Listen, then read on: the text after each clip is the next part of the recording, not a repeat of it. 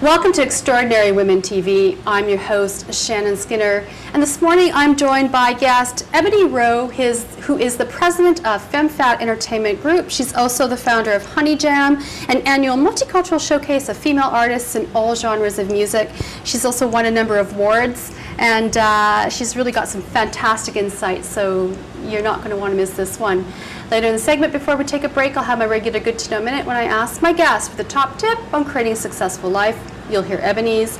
Later in the show, we are going to be talking about how to unleash your inner runway, so stay tuned. Hello, Ebonnie. Welcome to the show. Good morning, Shannon. Happy to be here. It's getting warm outside, isn't it? It is. It's summertime. That means it's Honey Jam season. We love it. Now, we're going to be talking a lot about Honey Jam, but before we do, PhemPhat Entertainment Group is your organization that you've created. What is it? It's a collection of women. We produce an all-female artist showcase called Honey Jam. We also do an artist development workshop. We support women's charities like the YWCA and also promote and support other women entrepreneurs. And it's a not-for-profit organization, yes. Right? And of course the benefits of that is that you can get government funding if you're not-for-profit versus for-profit. Yes. Brilliant. Now, at the early stage of your career, you were once in university and you decided that you were going to leave university. You didn't graduate. You had something else in mind. You decided that you wanted to mentor young women. Right. But what happened? What sparked you to... Something happened in your life at that time that really put you on a path that you're on now? In 1990, I was studying English literature at the University of Toronto, and one of my girlfriends committed suicide. She jumped in front of a subway train, and it was a very impactful, pivotal moment in my life. I felt a sense of panic and urgency, a sense of my own mortality, and a rush to try to do something with my life that really meant something. And I didn't think that what I was doing at the time was something that would have an impact if I were to all of a sudden be gone. So I dropped out of university, and some things came to my attention that were going on in the city with young kids dropping out of school and crime and teenage pregnancy and that sort of thing. And I thought that I knew a lot of people who were successful in their lives, who a lot of these kids could probably benefit from meeting, having the opportunity to meet and work with. So started a profession-based mentoring program with a couple of friends called Each One Teach One. Right. And you began, was it just women, young women that you were mentoring? No, it was men and women. It was mostly profession-based, but then we had a subgroup that was not based on profession, and so I had about 30 young girls in their early teens, and we called that Sister to Sister. Now, at that time, when we were speaking earlier, you mentioned there was a sort of a sense of urgency that really, really sparked you to now create PhemPhat Entertainment. Well, it sparked me to do something. So I started off with Each One Teach One. And out of Each One Teach One came an opportunity to edit an all-female issue of an entertainment magazine in Canada. Because when I was hanging out with these young teenagers and they were listening to gangster rap, and there was a lot of misogyny at that time, and I was speaking out about it, and I did so on a radio show called The Power Move with DJ X, a hip-hop radio show. The editors of the entertainment magazine said, "We'll give you an opportunity to edit an all-female issue of our magazine, feature some women, talk about the issues that women face in entertainment, etc." We had the rap party, called it Honey Jam. It was just supposed to be a one-off, and then everyone loved it and said, "When is the next one?"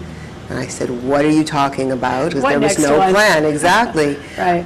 But obviously there was a niche that hadn't been filled. But I had a full-time job as a legal assistant. I was doing Each One Teach One already. Then I edited this all-female issue of the magazine. So what I needed more than anything was a nap, then another thing to do. But I believe when you're given an opportunity to have a voice, and when you complain about an issue and someone says, "Okay, here's an outlet for you," that you don't say, "I need a nap." You take advantage of it and do what needs to be done.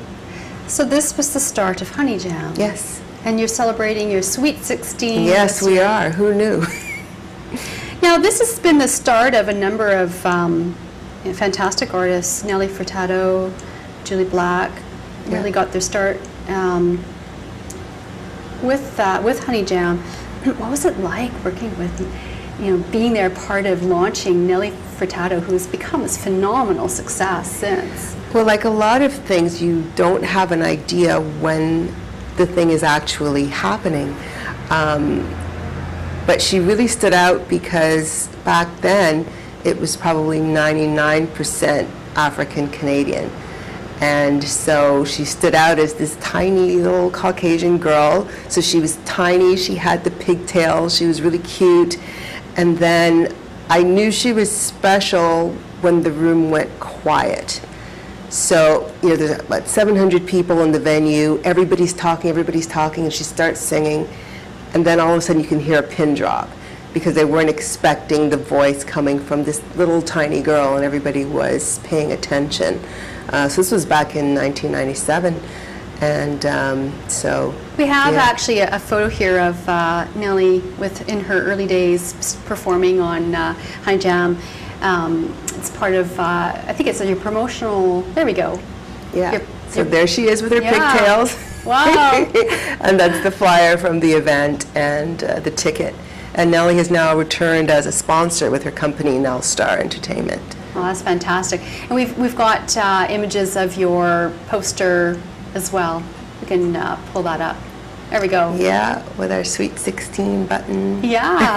And there's another one too that's really, I love this image. It's a strong, strong so image. we always try with all of our posters, that's what we're promoting, strong, fierce, fearless women, femme fatales, in control, know what they're doing. So tell us a little bit more then about Honey Jam. Well, we're celebrating 16 years. It's all female, it's multicultural, it's multi-genre. It's unique. There isn't anything else like it in Canada that I'm aware of. It's live performance, it's variety, it's a great vibe. A lot of people from the industry come down looking for artists to sign, to manage, to open up for opening acts for established artists, to be on soundtracks for films. Lots of opportunities for artists come out of the Honey Jam. We also provide the free artist workshop at Harris Institute. So it's a pivotal moment in the careers of a lot of the artists, and so much happens for them. And even if they don't become a household word, they make lifelong connections at that time. Now, the event is on August 11th? Yes, Thursday, August 11th in Toronto at Mod Club. Right. Now, you have auditions, an audition that is part of the process. Yeah. There's one live audition. Right.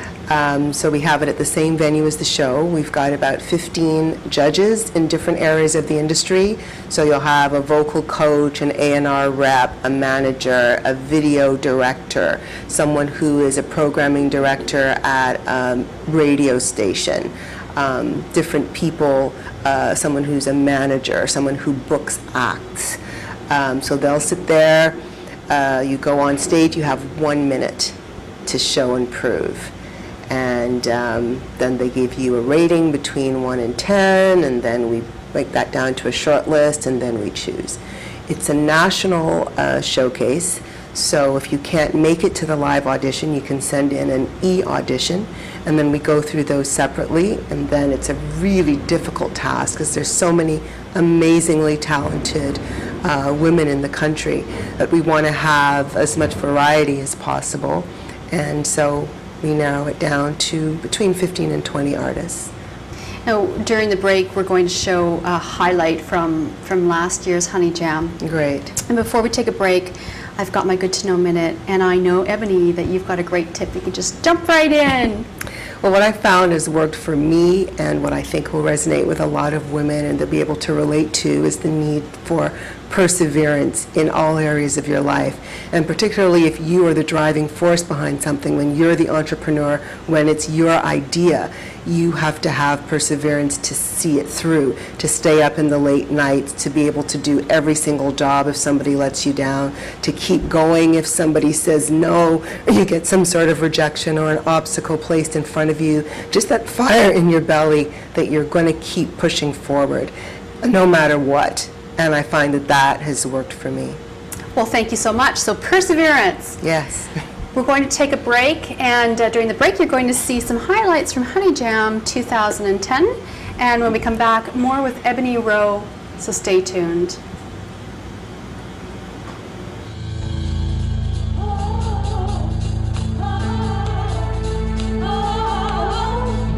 What's up, guys? Welcome to Honey Jam 2010.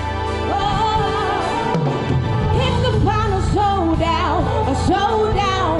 Read it in the word that the day will come for the final showdown, a showdown. Revelation said, God is the winner.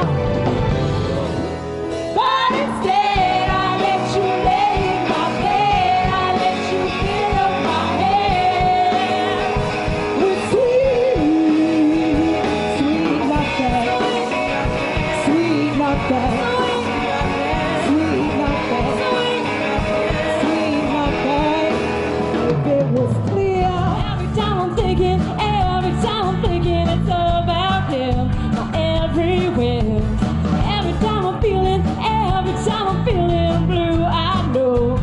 Feels the same way too. It's you that I adore, not searching anymore. It's you that I adore.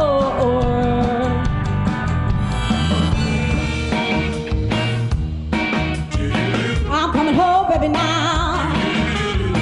I'm coming home now, right away. I'm coming home, baby, now.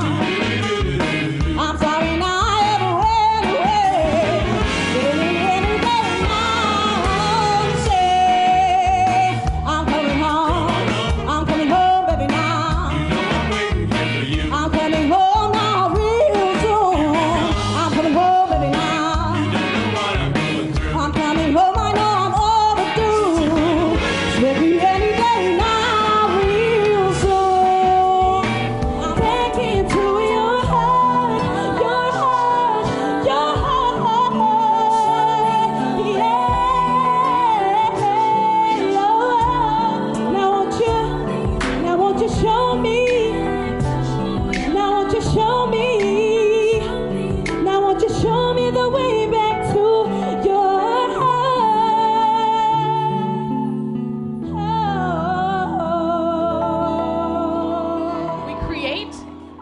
We create community, we create opportunities for women around employment and training. We're creating housing. The YWCA is building 300 units of affordable housing for women and girls in the city of Toronto, and that's amazing. Welcome back to Extraordinary Women TV. I'm Shannon Skinner, and I'm joined by Ebonnie Rowe, who is the president of PhemPhat Entertainment Group and also founder of Honey Jam. We're talking about Honey Jam, celebrating its Sweet 16. This is a fantastic showcase for young emerging women musicians. Now, we were talking a little bit about, this is where Nelly Furtado got her start, and she recorded with Honey Jam her first hit, was it not? I'm Like a Bird. Well, she didn't record it with us, but that was her first big hit. Okay, great. And what we did last year in celebration of our 15th anniversary is some of the artists who were performing at the show re-recorded it. Okay, Yes. right, that's what happened. Oh, great. Now, this, it's happening on August 11th. If anyone wants more information. Yes, and they can go to honeyjam.com. All the information is there. Right, great. And the auditions have happened already. That was back in June. Right, fantastic. What have been your greatest challenges in pulling off this dream? There have been a few.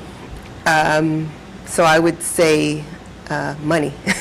Money is pretty high on there because it affects a lot of the other things that you might want to do in terms of staffing, production values, that sort of thing.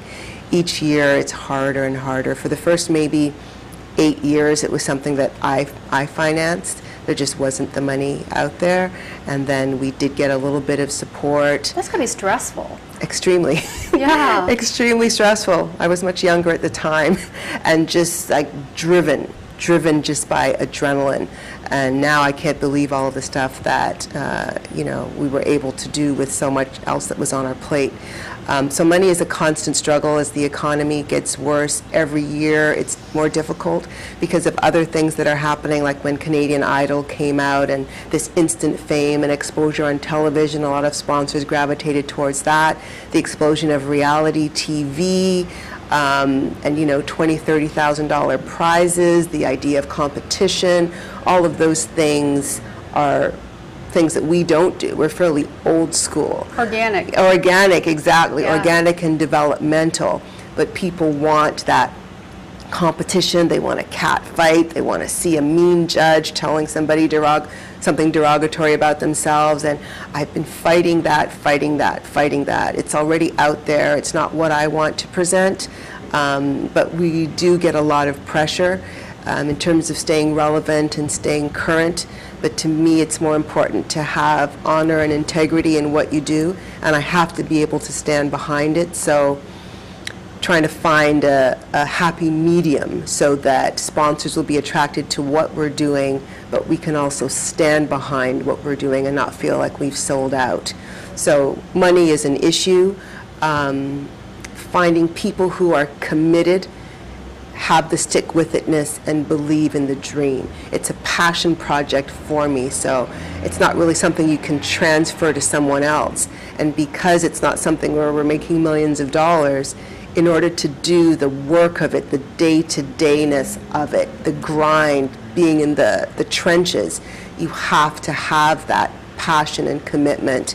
So it's difficult to find people who will do that. There's a lot of ADD out there, and people In the entertainment industry, just in in general. the world, the people Yeah. don't have that work ethic. Just having a work ethic at all seems to be old school. So what has been your trick to pulling it off? Is it your passion that drives you? Or is it Yes. perseverance? Yes, it is those things. Yeah. And the fact that the feedback that I get from the artists is what feeds me and drives my passion. If it didn't mean something to them, I would not do it. I would not do it. So when I hear them, when they write to me and tell me what the experience has been like for them in terms of their growth as an artist, their growth as a woman. There was one woman who was at the artist workshop last year, and she was sick. She was really sick. She had a pounding headache. She was ill. And she said to me, she said, Ebonnie, I said, do you want to go home? She said, no. She said, I'm enjoying this. This is a great opportunity, and I don't want to miss a second. I'm not leaving. Do you know what I mean? It really meant something to her, and that makes it mean something to me. And it's fulfilling the whole reason why I started on this manic journey, to know that I was doing something that had a positive impact on other people. So part of Yes. Honey Jam is, of course, the concert, the event itself, but you have workshops, and there's an educational component, is that yes, right? yes. For the young artists? There's a lot of sharks out there. Okay. And yeah. in the early days, I would watch the show like Mama Bear, and I'd see the girls come on stage, and then shh, you see all these people coming out of the audience, descending down on them with the whole "baby, I can make you a star" kind of line. And I felt like very protective of them, and do they know what they're doing, and are they going to sign something that maybe they shouldn't? And, you know, I thought, okay, let's provide an opportunity for them to find out about the business side of the music industry, and that's how the workshop started. Now, what can people expect this year? Who are you showcasing? Tell us a little bit about the upcoming artists. Well, we're launching next week, so we're keeping that on the mum until the Under big wraps. announcement. But it's mostly unknowns, and so it's not like Aretha Franklin is going to be there and people will get all Right. excited. It will be people that they may have never heard of, but we hope they will become fans of them. So we will post on our website their pictures, their bios, and links so that they can check out their music and get an idea of what they're going to see. So it's always amazing live performances. It's always a wonderful vibe that you have to be there to experience. People describe it just as an embrace, because we care about what we're doing. It's not just a cash grab at the door. It's a spiritual experience, and you'll find out when you come, Shannon. Oh, I'm really looking forward to it. And of course, if you want to go to Honey Jam, please do check it out.